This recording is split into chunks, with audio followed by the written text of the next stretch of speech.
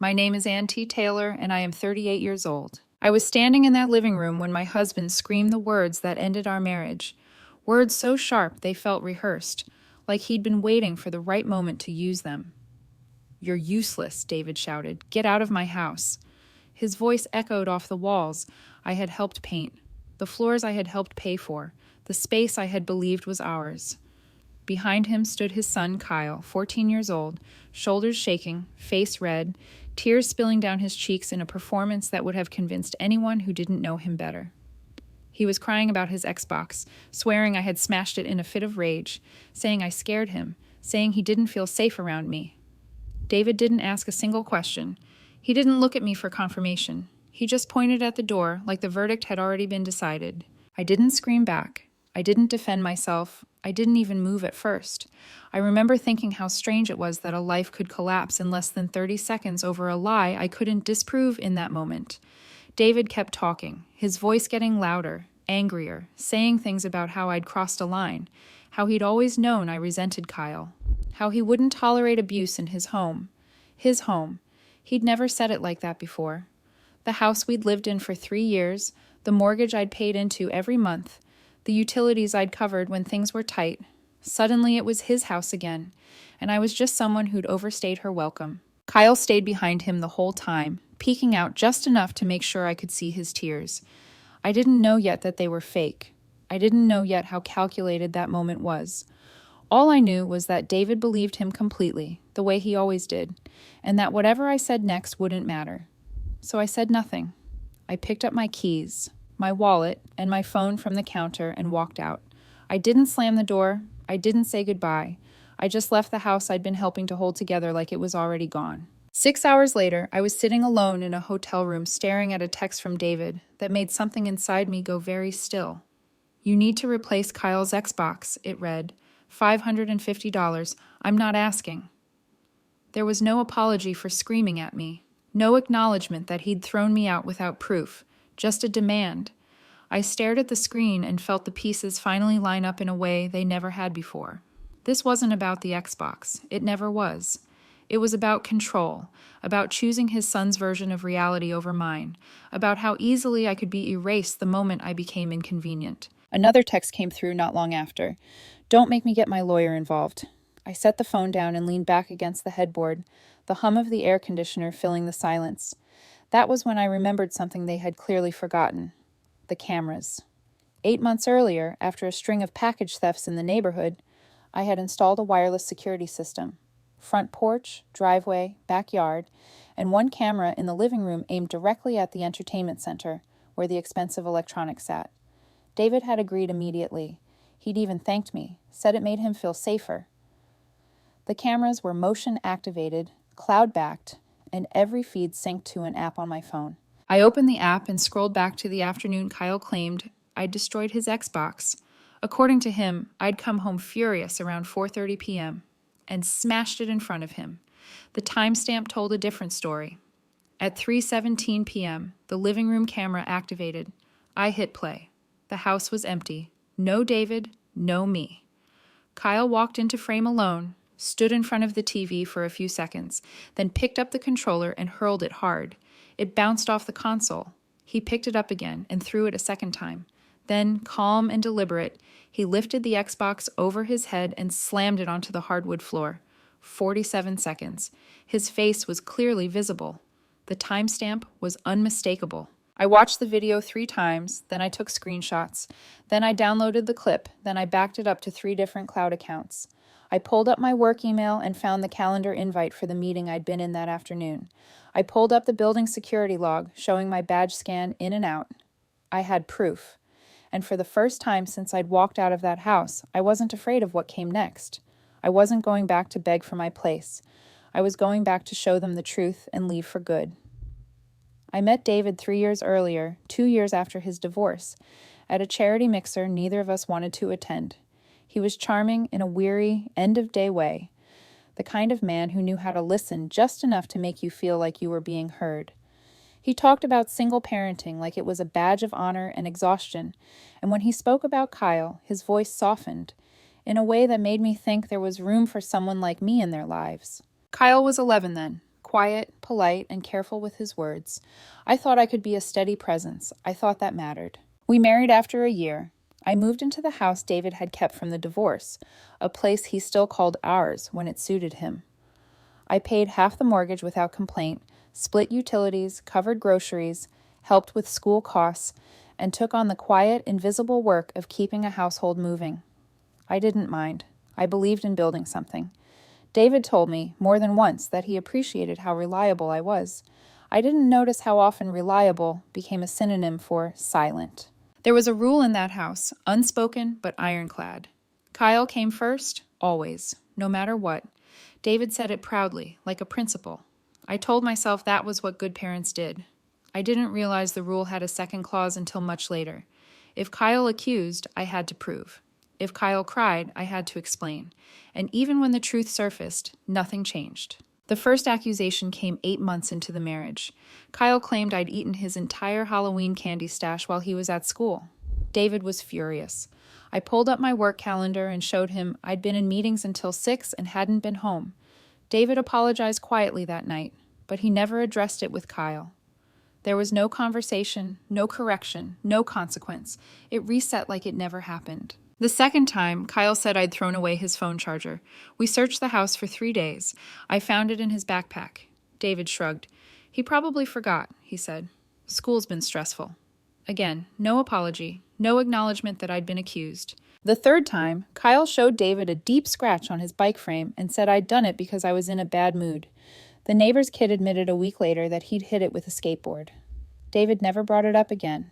By then, I'd started keeping notes, not because I wanted a record, but because my memory felt like it was being rewritten around me. I bought the Xbox 6 months before it broke, $550 on my credit card because Kyle wanted the Series X for his birthday, and David was stretched thin.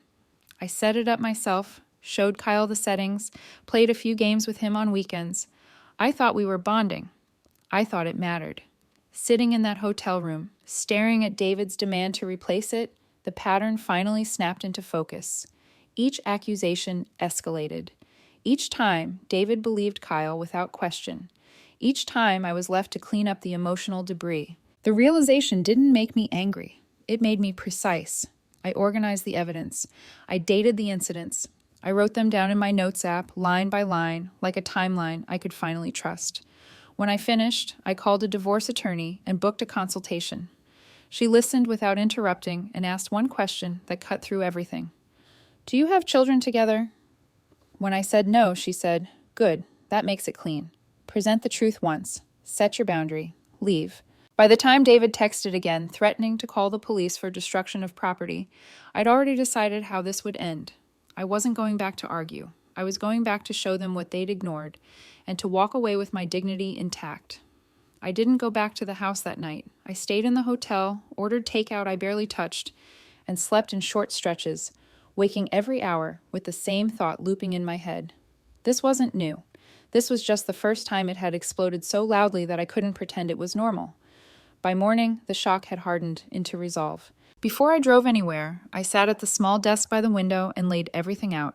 I downloaded the full 47-second video again and checked the metadata to make sure the timestamp was intact. I pulled screenshots from my office building's security system showing my badge scan at 2:54 p.m. and my exit at 5:18 p.m. I found the receipt for the Xbox, $549.99, charged to my card 6 months earlier. I saved David's text demanding repayment and threatening legal action. I backed everything up twice, once to the cloud and once to a flash drive I slid into my purse. I wasn't planning a confrontation. I was preparing for consequences. The attorney I'd spoken to the night before called me back just after 9. She'd reviewed the short summary I sent and didn't mince words. Do not negotiate, she said. Do not argue. You show the evidence once. If he denies it, that's his problem. You leave.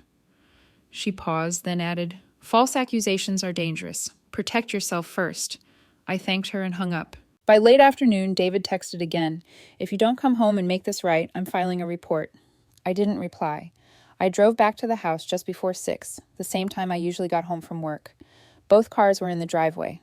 The porch light was on, like nothing had changed. I walked in without knocking. Technically, I still lived there. David was in the living room pacing. Kyle sat on the floor with a book, head down, shoulders slumped in a way that looked rehearsed now that I knew better. David turned when he saw me, his face already set for a fight. "So you finally decided to show up," he said. "You've been ignoring my texts." I didn't answer him. I looked straight at Kyle. "Can you tell me exactly what happened with your Xbox?" I said evenly. "One more time?" Kyle glanced at his father, then back at me. "You came home mad," he said. "You were yelling about work. You saw my Xbox and smashed it." His voice cracked right on cue. David nodded along, arms crossed. "I heard it from upstairs," he said. "The yelling, the crash." I pulled my phone out of my bag and held it up. "What time did this happen?" I asked Kyle. He hesitated. "I don't know. Around 4:30, when you got home." I tapped the screen and hit play. The room went silent. The video rolled without sound, the timestamp clear in the corner. 3:17 p.m. Kyle walked into frame alone. He threw the controller, then again, then lifted the console and slammed it onto the floor. No yelling, no rage, just intent. I let the entire clip play. When it ended, I swiped to the screenshots, then to the security log from my office. "I was at work until 5:18, I said. "I got home at 5:30. Kyle's face drained of color. "The camera's wrong," he said quickly. "It must be broken." David stared at the screen, mouth slightly open. For a split second, I thought he might finally see it. Then his expression hardened. "So he broke it himself," David said. "But why? You must have done something to push him. You always provoke him." That was it. The final confirmation that evidence didn't matter if it threatened his narrative. I looked at David, then at the hallway where Kyle had disappeared, real tears now audible behind a closed door. "Keep your liar," I said quietly. "You just lost your wife." David laughed, sharp and disbelieving. "You're going to throw away our marriage over this?" I walked toward the door. "This was never about the Xbox," I said. "It was about you choosing a lie over me. Again." He followed me onto the porch, panic cracking through his anger. "You can't leave," he said. "I can't afford the mortgage alone." There it was. The truth he hadn't meant to say out loud. "That's not my problem anymore," I replied. I got into my car as his phone buzzed with incoming texts he wasn't reading. I pulled out of the driveway and didn't look back. By the time I reached the main road, my phone was lighting up. Apologies, bargains, promises. I saved them all, then turned the phone face down. I already knew how this story ended. I spent the weekend moving my things out of the house while David was at work. I chose my timing carefully, not out of spite, but because I didn't trust the situation anymore. I packed my clothes, my books, my laptop, the framed photos I'd brought into the marriage. Everything that was mine went into boxes, neat and deliberate, like I was dismantling a version of my life, piece by piece. I left the furniture, I left the dishes, I left the television. None of it mattered enough to argue over. On Sunday night, I placed my key on the kitchen counter where David would see it immediately. No note. There was nothing left to explain. Monday morning, I met my attorney in person. She reviewed the video, the screenshots, the text messages. She didn't raise her voice or react dramatically. She didn't need to. "This is clear," she said. "We'll file for legal separation today. If he contests it, the false accusation works against him, not you." I signed the paperwork with a steadiness that surprised me. 3 years of marriage reduced to a few signatures and a folder labeled evidence. David tried to control the narrative almost immediately. 2 mutual friends texted me within 24 hours. One asked if it was true I'd left over an argument about a game. Another said David was devastated and didn't understand why I'd overreacted. I sent them both the same response, the 47-second video and a single sentence. "This is not an argument. It's a lie." Neither replied after that. David escalated. He contacted Kyle's school and told the administration I was no longer allowed to pick him up, claiming I was unstable. The school called him back and asked for legal documentation. He had none. I was never Kyle's legal guardian. The call ended there. The performance collapsed as soon as paperwork was required. Then he went public. A vague Facebook post appeared that afternoon about loyalty and how some people give up on family over material things. My friend Jake saw it and commented before I could stop him. Lying to get someone kicked out of their home isn't material. It's abuse. 3 other people liked the comment. David deleted the post less than an hour later. I moved into my new apartment by Wednesday. 1 bedroom, 3 miles from the old house. Quiet and clean. I hung artwork David had always disliked. I set up my desk by the window. The first night there, I slept without waking up once, without the low-grade anxiety that had followed me for months. Information still found its way to me, even when I didn't ask for it. A friend mentioned David had to refinance the house because he couldn't cover the mortgage on his own. Another said Kyle's Xbox was still broken, and David had told him if he wanted a new one, he'd need to earn it. The irony landed quietly. The console he'd demanded I replace was now his son's problem. I didn't feel vindicated. I felt finished. The fallout didn't explode the way people expect divorces to. It thinned. It unraveled quietly, thread by thread, until there was nothing left to pull on. David texted a few times the week after I moved out, alternating between anger and apology, between accusations that I'd destroyed the family, and promises that we could fix everything with counseling. I didn't answer any of them. Not because I wanted to punish him, but because every message confirmed what the video already had. He wasn't trying to understand. He was trying to regain control. Kyle didn't reach out at all. That hurt more than I expected. Not because I missed him, but because it confirmed something I'd been afraid to admit for a long time. I hadn't been a parent figure to him. I'd been a convenient adult. Someone to blame when he needed a villain. Someone to ignore when he didn't. I replayed small memories I'd pushed aside for years. The way he'd smirk when David wasn't looking. The way his stories changed just enough to stay believable. The way David never once asked him to explain himself when the truth contradicted his tears. Word spread faster than I anticipated. I hadn't told many people, but the people who mattered found out anyway. Friends reached out quietly, some apologizing for not seeing it sooner, others admitting they'd noticed the imbalance but hadn't known how to say anything. One woman from my office pulled me aside in the break room and said, "I'm glad you left. I watched you shrink over the last year." That sentence stayed with me longer than anything David ever said. The legal process moved forward without drama. David didn't contest the separation. My attorney said the evidence made it pointless. He signed what needed to be signed, and in 90 days the marriage was officially over. No court appearances, no mediation, no grand speeches, just paperwork and silence. I walked out of my attorney's office on a Tuesday morning with the final documents in my bag and realized I felt nothing at all. No grief, no relief. Just distance, like I was looking back at someone else's life through thick glass. I passed the old neighborhood once by accident a few weeks later. A wrong turn on a detour. The house looked exactly the same. Same porch, same driveway, same windows. I'd washed more times than I could count. I didn't slow down. I didn't feel pulled toward it. It wasn't home anymore. Maybe it never had been. I donated $550 to a youth accountability program the day the divorce finalized. I titled the receipt closure and saved it in the same folder as the video and the legal paperwork. It felt right to let that number land somewhere that made sense, somewhere it could actually do some good instead of being used as leverage against me. My apartment slowly became a place I recognized myself in. I cooked again, not because someone expected it, but because I enjoyed it. I went back to the gym, reconnected with friends I'd drifted away from, and learned how much energy I'd been spending just trying to keep the peace. The quiet didn't feel lonely. It felt earned. Sometimes I thought about Kyle, about what it would be like for him growing up, with the version of truth he'd been allowed to practice. I hoped he learned something from it all, but I no longer felt responsible for teaching him. That wasn't my role, and it never had been. I didn't miss David. I missed the idea of what I thought we were building, the version of the marriage that existed only in my head. The reality had been something else entirely. Love without respect. Partnership without trust. A home where evidence mattered less than emotion if the emotion belonged to the right person. I didn't lose a husband that day in the living room. I lost an illusion. And once it was gone, everything else fell into place.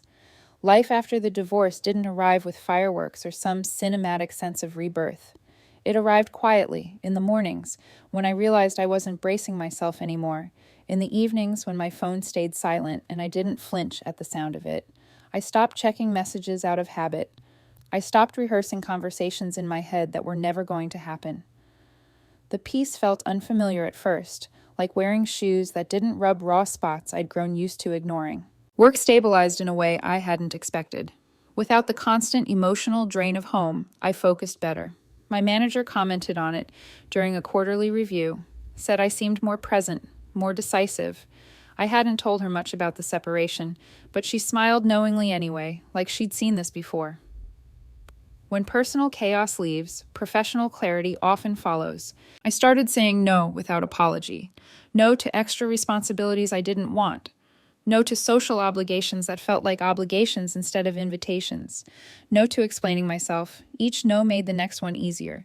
It was like rebuilding a muscle I hadn't used in years. A few months later, I ran into David at a grocery store near my office. It wasn't dramatic. He looked tired, thinner than I remembered, pushing a cart with half the things I used to buy without thinking. We made eye contact for a second too long. He opened his mouth like he wanted to say something, then closed it. I nodded once, polite but distant, and kept walking. That was the entire interaction.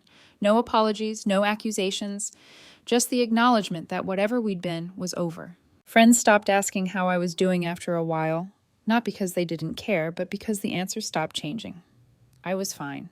Better than fine. I was steady. I filled my weekends with hikes, books, long dinners with people who listened and didn't need convincing.